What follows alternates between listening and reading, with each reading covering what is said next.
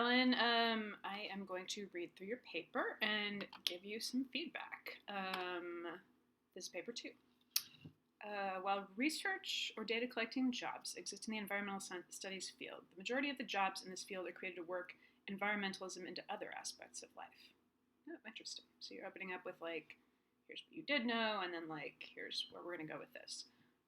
This includes things like agricultural law and especially creating and selling products that will help people live greener lifestyles. I chose to look at the solar energy industry in my field as it is getting more and more popularity as the harmfulness of fossil fuels and the effects of climate change become more known. That's all great. I did feel like that sentence maybe was a little bit long. There's a lot in there. Solar energy is harnessing the heat and light given off by the sun and converting it into usable energy. This is done through a solar system that usually includes both solar panels and a system to store the energy taken in by the panels. I feel like that's just the right level of information you need to give, right? Assuming that the audience is not experts in this. Yeah, that's perfect. You just kind of recapped for people who know but don't really know. By looking at the people who study my field, by looking at how people in my field studying solar energy view it. That's another place, it's a little bit awkward. I'm hoping to get a better understanding of how environmental studies come into play in the real world and what aspects of the field they have to put value on in order to generate money. Oh, that's killer. Great, love it. Shows exactly where we're going, and it's an interesting place. The first thing I looked at the website was a website for a company that sells solar panels called Sun Solar. I thought this would be an important place to look at as it shows how people in my field interact with customers as far as introducing them to and convincing them to switch to a sustainable energy source. Good.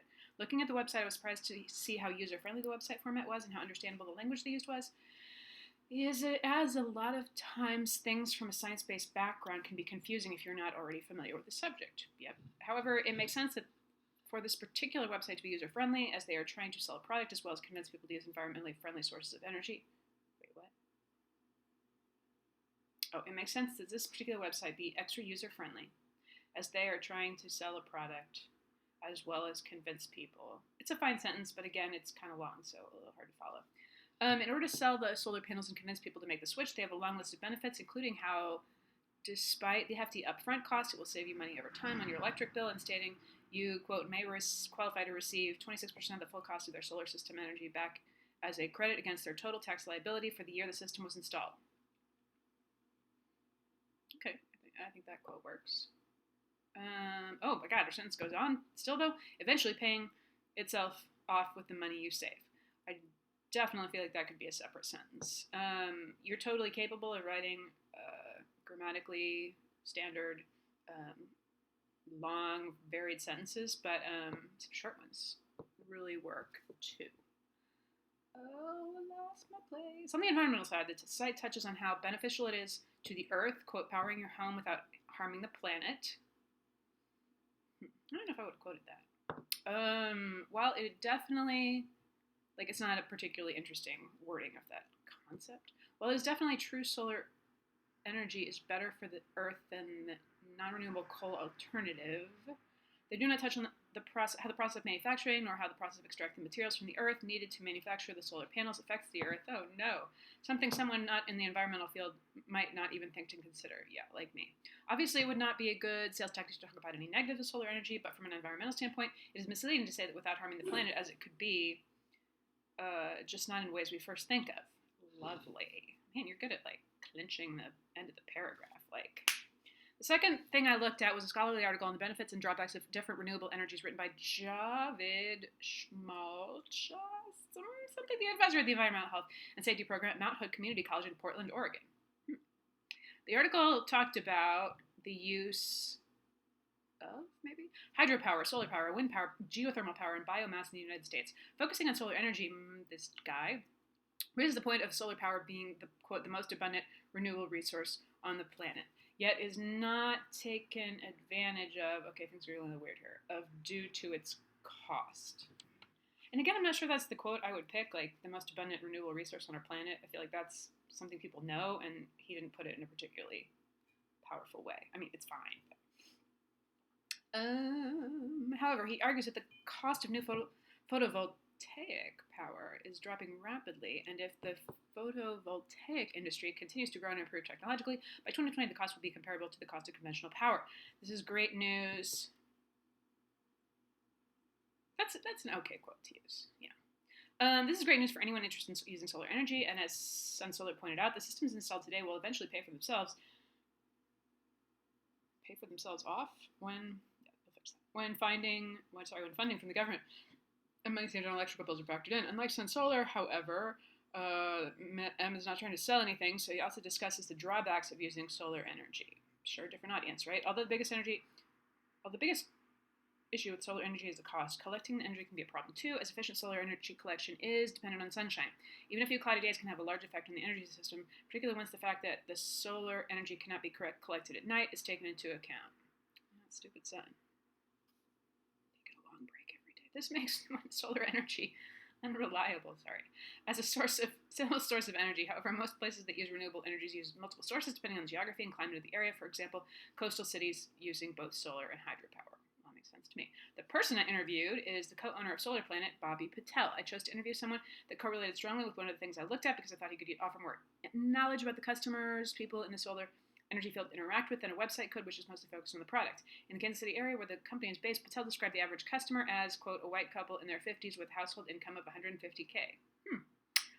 With the average solar system of 15 kilowatts costing about $40, I would go ahead and write out $40,000 to be a little more formal there. I know he said $150K, so you can leave that, but the customer base can tell you a lot about the field and its goals. For example, whether they care more about their product, whether they care more about selling their product or helping the earth. The customer base can tell you. Okay. Since the solar energy field is still growing, thus leading to a high initial cost, it's hard to say whether the average customer is determined by if they can afford the system or if they care about the environment. Patel argues that the customer base is not limited by the company based on who can afford it, as, quote, the government gives the customer a 30% rebate. We have all kinds of loans available. Typically, they replace your current electric bill to a solar bill, so really anyone can install solar panels. I feel like we're kind of drifting away from some of your main points here, maybe. I mean, I like that you're thinking a lot about audience, but what was our initial overall question? Let me go back. How do they come to play in the real world? What aspect of the field they put on? Oh, okay. You're totally on track. Let me keep going. But that quote, top of page 4, the government gives you the customer a 30% rebate. Again, I'm like, that's not really, the wording isn't particularly lovely or important.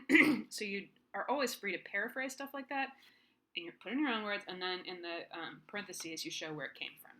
You can always do that, which you haven't really done much of, and maybe you want to experiment with.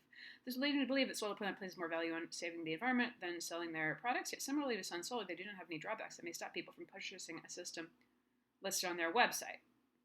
Regardless, like if they had a little bit, it might make some people more comfortable, like, oh, they admit the downside. Anyway, regardless of solar system become more affordable, I think we will start seeing a shift away from this whole white middle-aged couple average. I think you mean this average, like the type of customer, and start seeing a variety of people take an interest in getting solar panels for their homes and businesses. This spread of interest can already be seen happening. As Patel said, definitely more people have showed interest in powering their homes with clean energy, especially with all the environmental movements happening today. We've seen about a 30% increase in sales since the company started in 2018.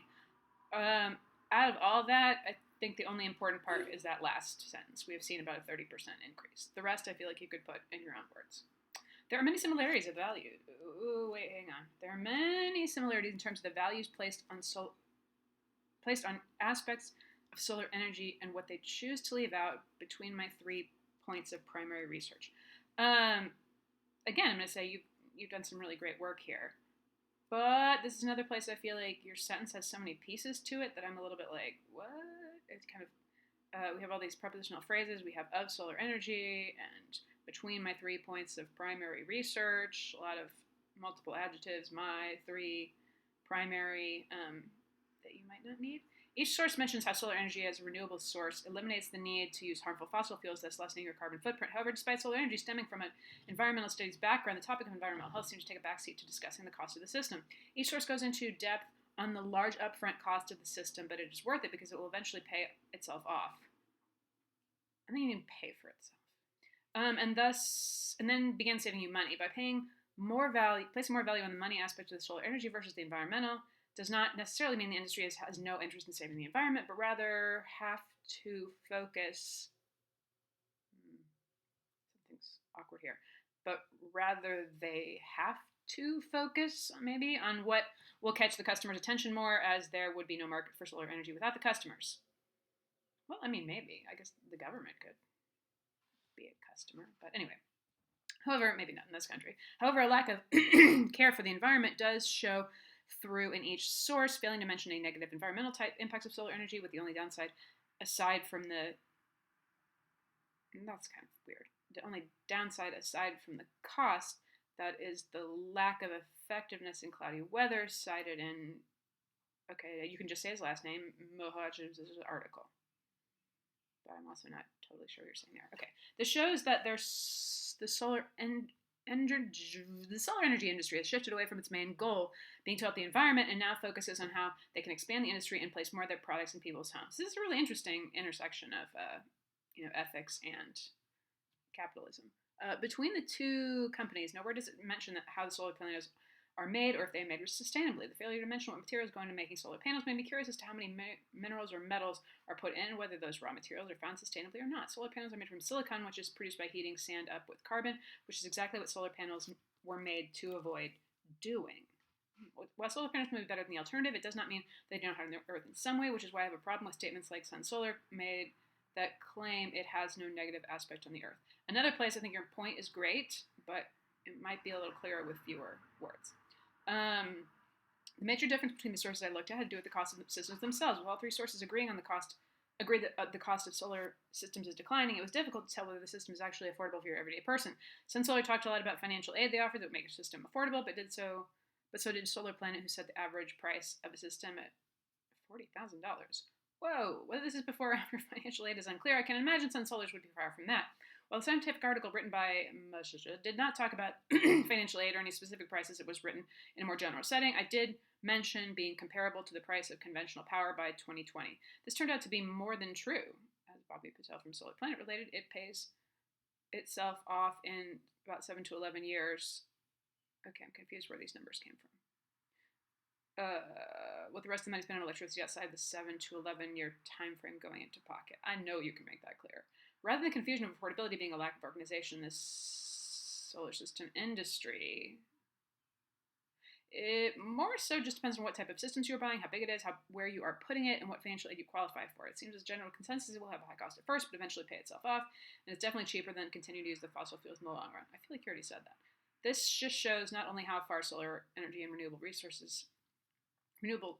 sources as a whole have come, but that the price will keep declining as the systems become more, I think you mean accessible. But overall, I'm not totally sure what that paragraph is about. I feel like it was wandering a little. As environmental studies are incorporated in the job market, people seem to shift their values slightly away from what is best for the environment and put value on what will make their company money. I think they slightly take advantage of people because they're not fully educated or on renewable energy or even environmental issues as a whole. But obviously solar energy cares for the environment a little, as their product, if widespread, could play a major part in decreasing the use of fossil fuels and carbon emissions, thus reducing the effect of climate change in general. This and the fact that the industry and government are working hard to make solar energy an affordable option for everyone is proof that it is not all for money and who still values the health of the environment.